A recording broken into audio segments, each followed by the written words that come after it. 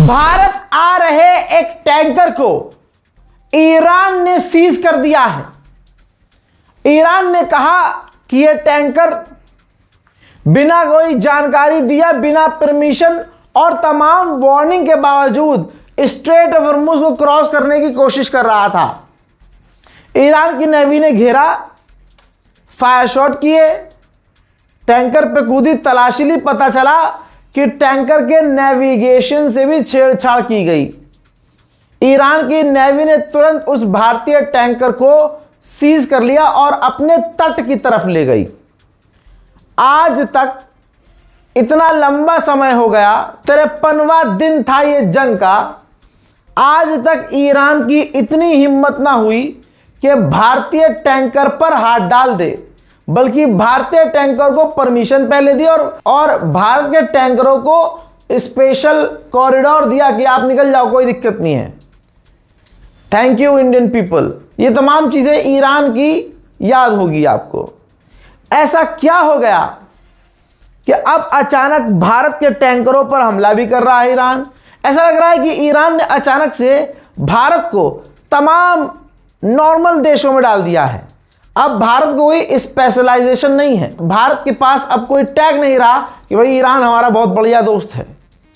और सही बात है, क्यों होगा टैग? इसकी वजह एक इंसान है। ये देखिए, ये है मेजर सुअर गौरव आर्या। आप नोटिस कीजिए, मेरे जितने भी हिंदू भाई हैं, मुसलमानों को किनारे कीजिए, आप खुद सोचिए, जितने भी हिंदू भाई हैं, कि जिस दिन इसने स्टेटमेंट दिया कि मैं इजराइल का सगा भाई हूं, इजराइल के हम सगे भाई हैं, इजराइल को इसने अपना सगा भाई करार दिया और इजराइल को उकसाते हुए इसने कहा कि लेबनान पर 100 बम और मारे। यानी लेबनान में जो नरसंहार इजराइल कर रहा है, उस नरसंहार को आगे और बढ़ाए। और इजराइल को संबोधित करते हुए नेशनल टेलीविजन पर सुअर इंसान ने कहा कि इजराइल से मैं कहता हूं कि लेबनान पर 100 बम और गाजा पर 50 बम और मारे। ये वीडियो आपको याद होगी। बस इसका ये बयान था और उसके बाद तमाम वारदात भारत के साथ होना शुरू हो गई। अब मेरे प्यारे हिंदू भाइयों को सोचना चाहिए कि ईरान को ये बातें शायद बुरी लग गई हैं। सिर्फ एक टैंकर नहीं है, रिपोर्ट के मुताबिक एक और टैंकर है जो कि विदेशी था, इजराइल से लिंक था, तो उसे भी सीज कर लिया। यानी 2 टैंकर सीज किए हैं, एक भारत का टैंकर, एक इजराइल से लिंक टैंकर को ईरान की नेवी ने सीज किया है। उधर गुलाबी सुअर के पास लिखने के अलावा क्या है? मुझे तो लग रहा था कि अब मुझे अपडेट देना नहीं पड़ेगा। खुदा की कसम क्या बताऊं, परेशानी क्या बताऊं। ये देखिए, लिखता है गुलाबी सुअर कि मुझे पता चल रहा है कि ईरान बौखलाया हुआ है स्ट्रेट ऑफ हॉर्मुज़ को खोलने के लिए।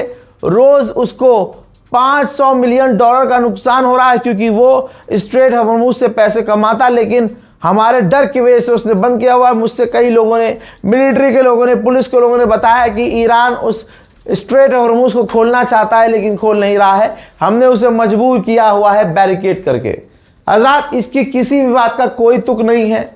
हारा हुआ आदमी जीत की उम्मीद में और यकीन और अपने लोगों को यकीन दिलाने की एक नाकाम कोशिश कर रहा है कि मैं जीत गया हूं। उधर गुलाबी सुअर का कहना यह है कि जुमे के दिन, फ्राइडे को, ईरान के साथ मीटिंग हो सकती है।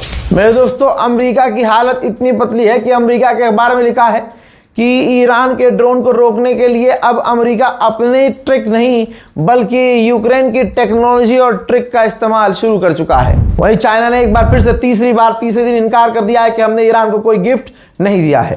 ईरान के ऑफिशियल्स कई टुकड़ों में बटे हुए हैं। रिपोर्ट ये बताई जा रही है, अमेरिका के ऑफिशियल्स ने कहा है कि डोनाल्ड ट्रंप ने ईरान के लीडरशिप को कुछ समय दिया है, क्योंकि वो अभी बटे हुए नहीं हैं। समय दिया है ताकि वो अपना गैप खत्म करें, मिले, बातचीत करने के लिए फिर तैयार होकर सामने आए।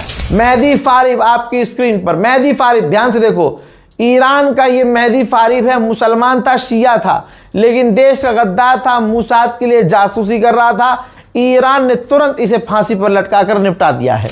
हज़रात, आपकी स्क्रीन पर एक छोटा सा क्यूट सा बच्चा है। अमेरिका के हमलों में लंबे समय से घायल था। 3 साल का बच्चा, ईरान का ये बच्चा जिंदगी और मौत की जंग पूरी तरह से हार चुका है और अब इस दुनिया में नहीं है। मेरे दोस्तों, ईरान ने कहा है कि हमने 40,000 लोगों को ट्रीटमेंट दिया है जो अमेरिका इजराइल के हमले में घायल थे और सबका इलाज फ्री में हुआ है। डोनाल्ड ट्रंप ने एक बार फिर से ऐलान कर दिया कि जुम्मे को बात होगी, लेकिन ईरान की ऑफिशियल टीम क्या कह रही है, सरकार ईरान की क्या कह रही है? कह रही है हम बात नहीं करेंगे, अभी तक हमारा फैसला क्लियर नहीं है। समझ रहे हैं मेरे दोस्तों, जंग से किसी का फायदा नहीं है। अभी आपको मेरी जुबान से सुनने में तो अच्छा लग रहा है कि ईरान ने ये कर दिया, ईरान ने वो कर दिया।